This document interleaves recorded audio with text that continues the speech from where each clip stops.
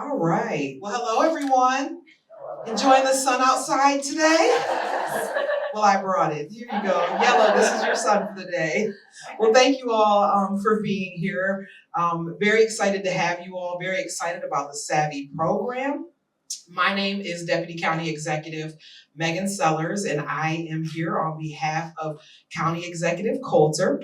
We want to thank you all for joining us today. I'm honored to speak on behalf of our County Executive, who, as I stated, is unable to join us this evening. But he is excited that you are here, just as I'm excited that you are here. So thank you again for being here on this, as I said, bright, sunshiny day.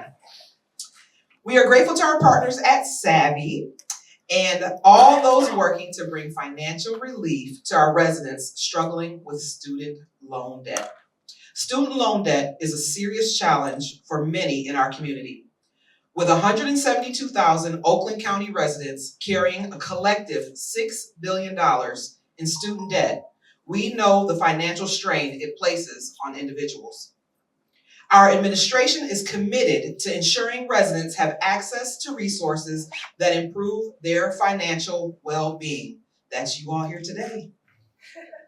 That's why we have partnered with Savi to help residents navigate repayment options and maximize student loan forgiveness. Since launching this initiative, nearly 950 Oakland County residents have used Savi's platform to identify savings opportunities. On an average, participants have reduced their student loan debt by about $44,000 each. That's major, right? Woo. Life-changing relief for so many. County Executive Coulter highlighted this program in his recent State of the County address because we believe this is an essential service that can truly transform lives. I just want to say thank you all for being here. Thank you, and we look forward to helping as many people as possible with this program.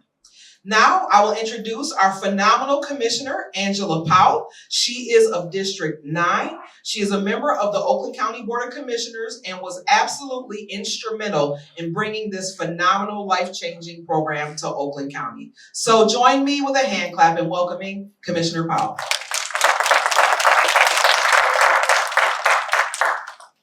Thank you, Megan. Good evening, everybody. Thank you so much for coming out tonight to learn more about the Savi in Oakland County and how Oakland County can help you with your student loans. Guess what? I'm a student loaner too, and I didn't go through this program, but I have went through the process, and this does work. And I did get 50,000 of mine cleared of the 80 so far. So I'm happy to share that. I am a product of it, and y'all just keep your patience, and it's gonna come, okay? Y'all gonna get the assistance.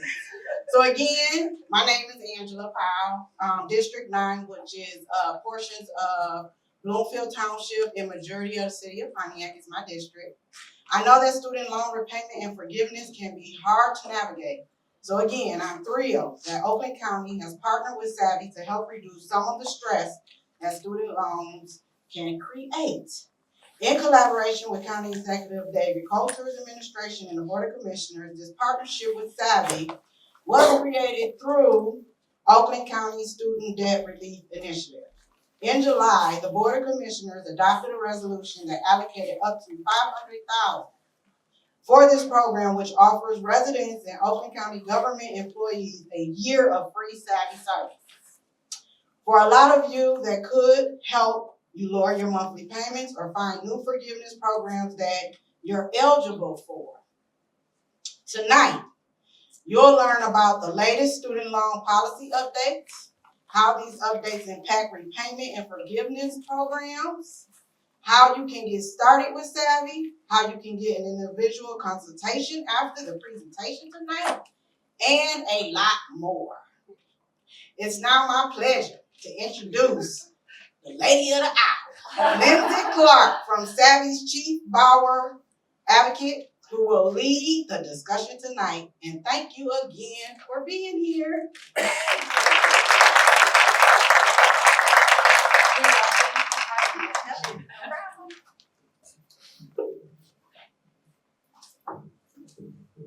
Hello, everyone. Welcome. Thank you for making it out in the weather to talk about everyone's favorite topic, I'm sure, student loans. But I want you to feel like this is an extremely safe space. I know that there can be stigma. It can feel like there's shame surrounding student loan debt. I will be the first to say I probably have more student loan debt than anyone in this room. I have about $230,000 in student loan debt. So if that makes any of you feel better about your own student loan situation, mission accomplished right off the bat. But I say that, because being a borrower impacts how I communicate about these topics. I'm not here tonight to speak at you. And in fact, I'm going to be here as late as we need to and into tomorrow to chat with each of you one-on-one, because I really appreciate you all taking the time to come out in the rain and try to tackle this. So give yourselves a pat on the back right off the start. So a quick look at some of the things that we are going to cover tonight before I let you all go. And if you have to step away, we'll make sure everyone has these materials. You don't have to write anything down. You won't miss a beat. I'm first going to do some brief introductions of who we are here at Savi, myself, my experience with student loans and at Savi, and then we're going to dive right in. I'm going to sort of give you a lay of the land of what's going on with repayment, forgiveness, what's happening with the Department of Education, does it still exist, and how does that impact my student loans, right? All of those things.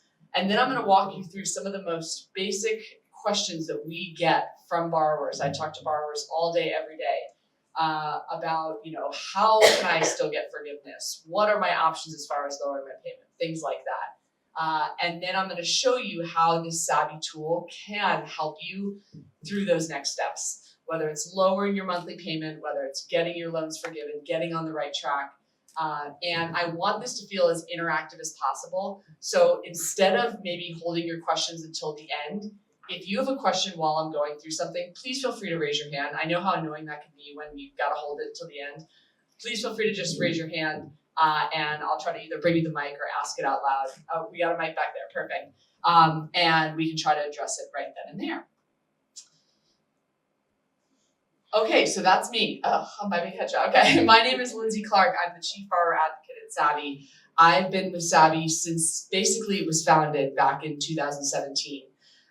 We are based in Washington, D.C., and I am a student loan borrower between undergrad and grad school. I told you I have well over $200,000 in student loan debt, and my experience has been that despite paying on my loan since 2011, my balance has only increased. Not sure if anyone else can relate to that feeling.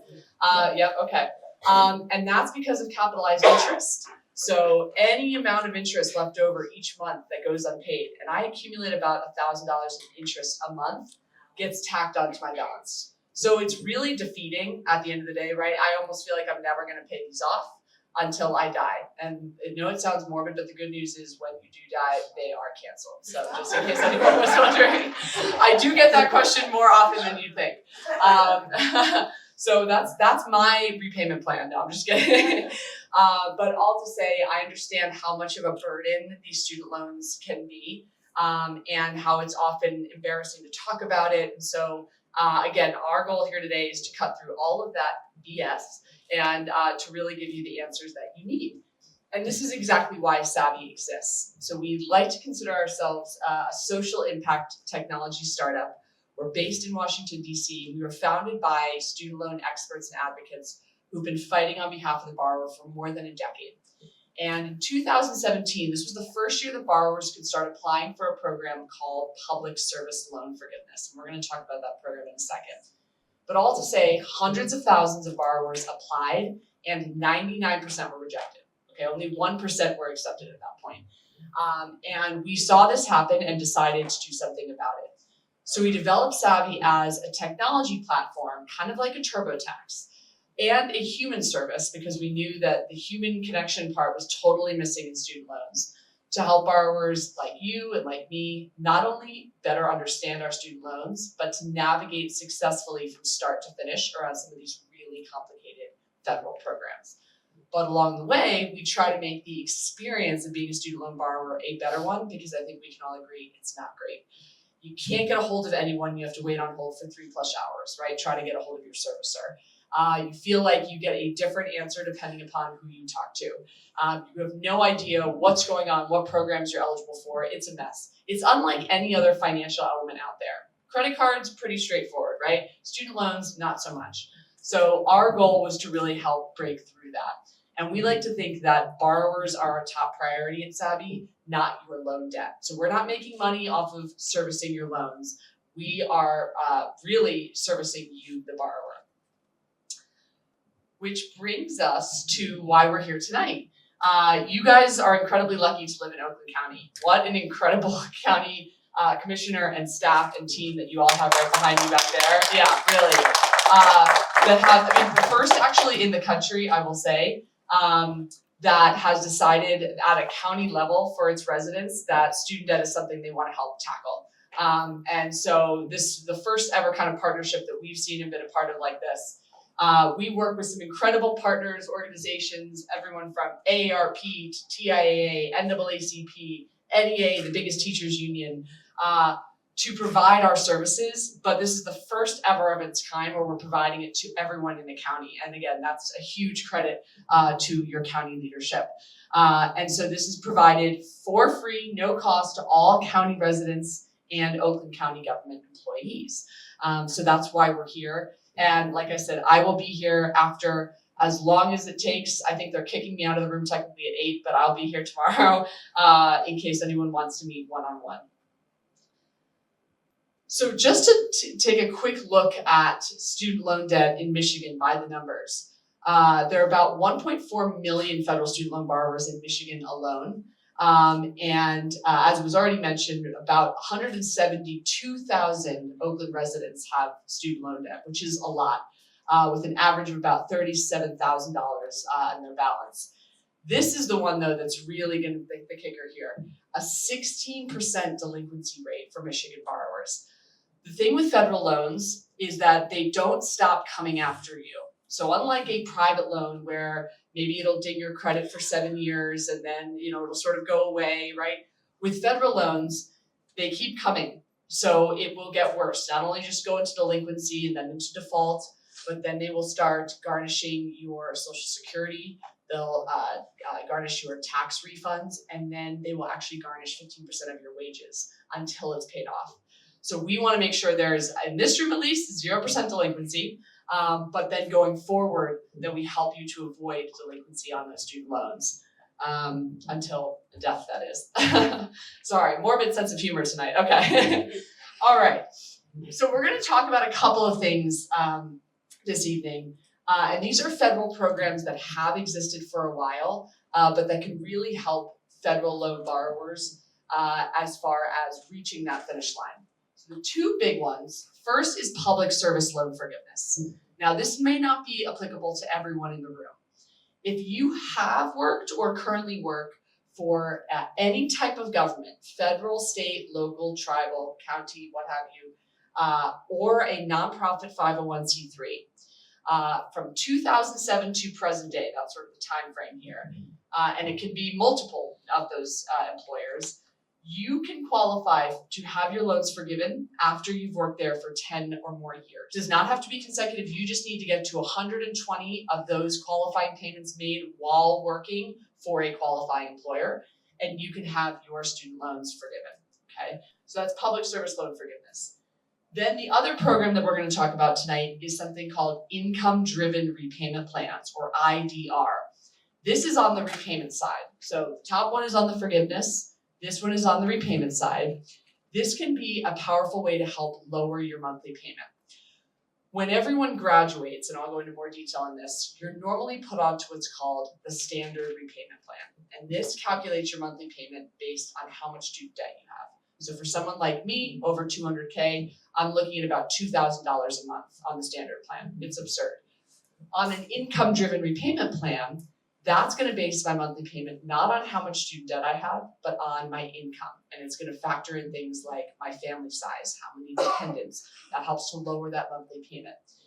At the end of those repayment plans, 20 to 25 years, there's also forgiveness, okay? So these are two things that we're going to talk about in more detail tonight that can help to lower your monthly payments and potentially end up getting them forgiven. Okay, so let's talk income-driven repayment plans. So again, these are a different way to repay your student loans. Instead of it being based on how much student debt you have, they're based on your income and your family size. So they essentially work like this. They cap your monthly payment at anywhere between 10 to 20% of that discretionary income. What is discretionary income? Well, part of your income is set aside to cover the cost of living. That leftover amount is called discretionary income, and that's what your payment amount is based on. So I'll just give you an example here. Let's say you file your taxes as single, no dependents, and an income of around $52,000 a year. That's going to come out to around $160 a month on a general income-driven repayment plan. There are four primary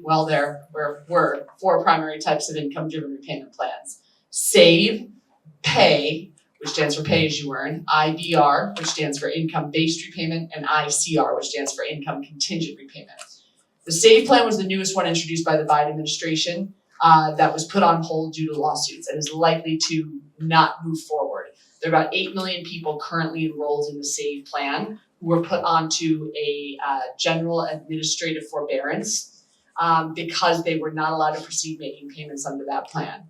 But the other plans at this point in time still technically exist, but that could change, and the nature of what their names are and what that looks like could change in the coming months. But they all generally work the same, which is, again, capping those monthly payments at anywhere between 10 to 20% of your discretionary income. If your income is low enough, you could qualify for as low as a $0 monthly payment on that plan. Every child dependent that you have is going to lower that monthly payment by about $50 per child. Even unborn child dependents count. The way these programs work is there's an application that you need to submit.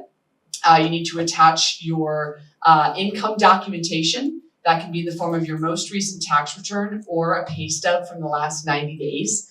That gets submitted to your servicer. It gets reviewed. They say, okay, Lindsay, you're going to be on paying $150 a month. Now, generally, how this has worked and up until this point is that you're eligible to receive forgiveness on the remaining balance after 20 to 25 years worth of payments on these plans.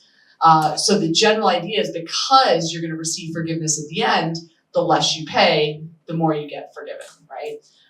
And that forgiveness is tax-free up through 2025. Otherwise, it is considered taxable income. Now, how long you pay, 20 or 25 years, really depends on a few factors like your loan type and your repayment plan. So for example, if you're on the income-based repayment, it's 20 years. If you took out your loans before 2014, 25 if after. It's always got to be more complicated than it really needs to be. But this is something, again, the Savi tool is going to help you identify and walk through.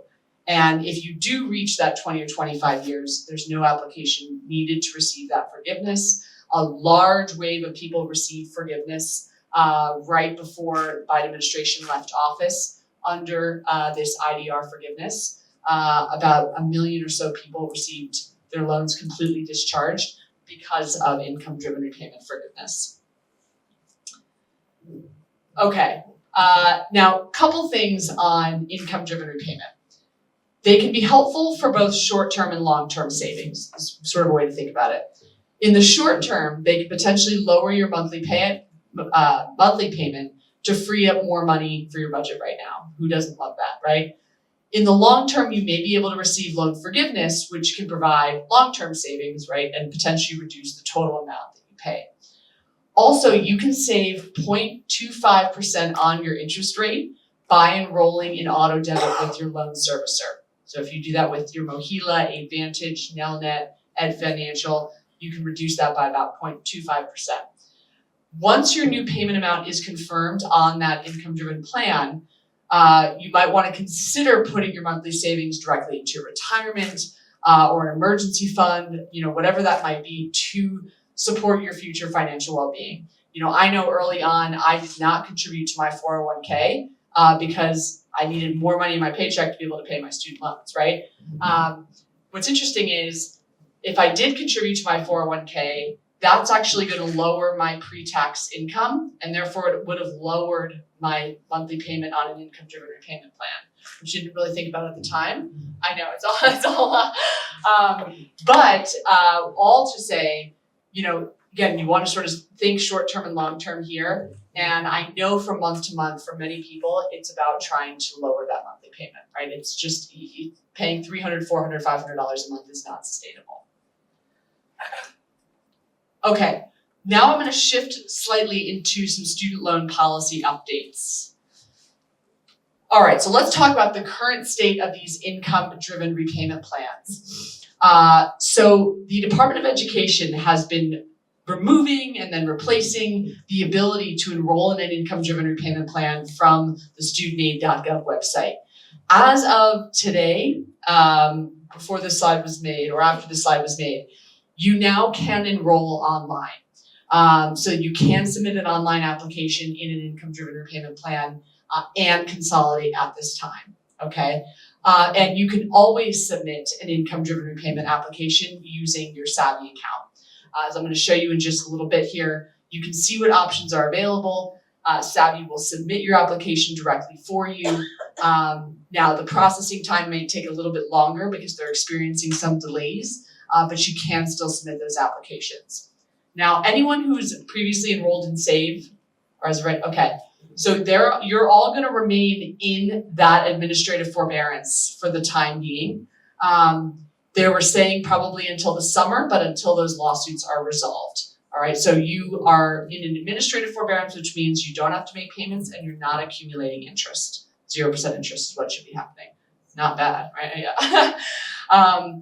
If you are considering enrolling in an IDR plan, we encourage you to still go through Savi to do it. We're able to digitize those applications, monitor those applications to ensure that your servicer processes it correctly, it gets applied, things like that. So we want to make sure that you're doing it through Savi. That way, in case you're doing it on your own and things get lost or messed up, at least we can track that for you there. Okay, this is an important one. Let's talk about the impacts of late payments. So does everyone remember the COVID payment pause for about 3+ years? Okay, great. So when that ended and payments resumed for the first time back in, that was, I believe, October of 2023, the Biden administration put into place what they called the on-ramp to repayment. And this was almost like a safety net in case borrowers missed their payments during that 12-month period. That on-ramp came to an end last September 2024, all right? And so beginning in January of this year, missed payments were now going to experience or incur the same penalties that they normally would, such as impacting your credit score, falling into delinquency after 3 consecutive missed payments, and then default after 9 consecutive missed payments. Past default, that's when we get into the wage garnishment, off tax garnishment, things like that territory. So because of this, and the fact that collections have now resumed for most borrowers who may have already been in default, if you're struggling to make your payment or you're delinquent or behind, please come see me afterwards because we want to make sure we get you current. It's not going to involve paying any past due amount. We can use a forbearance to bring you current, but we want to make sure that going forward, you're not falling into delinquency, all right, and that it's impacting your credit. Okay, last one up here is the executive order. So President Trump recently signed an executive order to begin dismantling the Department of Education and shift key responsibilities to states. Now, to be clear, fully dismantling the Department of Education requires an act of Congress, okay, first of all. Now, Secretary Linda McMahon is instructed to take every step within the law to begin dismantling the Department of Education while ensuring continued delivery of essential services. Essential services include the following: student loan management, income-driven repayment applications, public service loan forgiveness. So because of that, those things are still in operation. He made a statement shortly thereafter that loans were going to be moved over to SBA. Now people are saying, oh, he didn't really mean that. We'll see where things shake out. But all to say that student loan management is an essential service. It continues to be managed by the Department of Education. The one real impact that you're all going to feel right now is that wait times and processing times for applications are going to be a lot longer. That's where this is going to be sort of tangibly felt for all of you. But these federal programs remain in place for the time being. All right, so speaking of changes to public service loan forgiveness, so President Trump also signed an executive order a few weeks prior trying to change PSLF eligibility criteria. Linda McMahon has been tasked with drafting new regulations to redefine the definition of public service, mainly to exclude organizations that are aiding and abetting violations of immigration law, supporting terrorism, contributing to gender-affirming care, or engaging in pattern of violating state laws. As you take that as you will. The eligibility terms for public service loan forgiveness were set by Congress. So under the Constitution, they can only be substantially changed through Congress via amendments or new laws. So the good news is that President Trump cannot alter the Education Department rules governing PSLF with just an executive order. Which brings us to a really important thing that all of you can do right now before you leave this room. And Amanda, I don't know how I'm doing on time, but okay. So because of the uncertainty, because let's say student loans do transfer to a new agency, or they move around, we've already seen some issues with borrowers' ability to access their student loan data on studentaid.gov. Studentaid.gov is the official website of the Department of Education. It's where you'll find all your student loan information. So, the past few weeks we've seen sweeping changes. It's almost like every day something new is coming out. And with this dismantling of the Department of Education and so much uncertainty, it's more important than ever to, number one, secure your student loan records, screenshots, and files. All Savi users are now able to upload any student loan documents to your Savi account, and I'll show you where in just a second. When you log on to your studentaid.gov account, there's something called your student aid file. You can download that right to your phone. You can upload that file right now into Savi. That is any record of any federal loans or grants you've ever received. We are going to keep and save a copy of that. You can also upload that master promissory note, your loan servicer correspondence, letters you get from your servicer telling you something. All of that you can upload for safekeeping. That way, should there be any changes, we're going to be able to help you, navigate that going forward. Okay, so some frequently asked questions. How can I get my loan forgiven?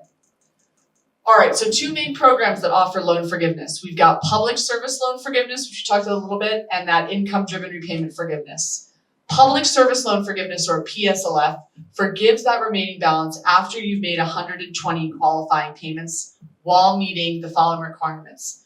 You work full-time, which is 30 hours or more on average, for a qualifying nonprofit or government employer. You have direct federal loans, and you're paying those loans on an income-driven repayment plan. You need to make 120, satisfying all three of those things simultaneously. Those 120 do not need to be consecutive, just cumulative, all right? And then you can reach that forgiveness. We are still seeing today, just yesterday, we had another person get forgiveness issued. So they're still issuing forgiveness under this program right now. And then there's income-driven repayment forgiveness, which forgives the remainder of your balance after you've made a certain number of payments on your loans for 20 to 25 years.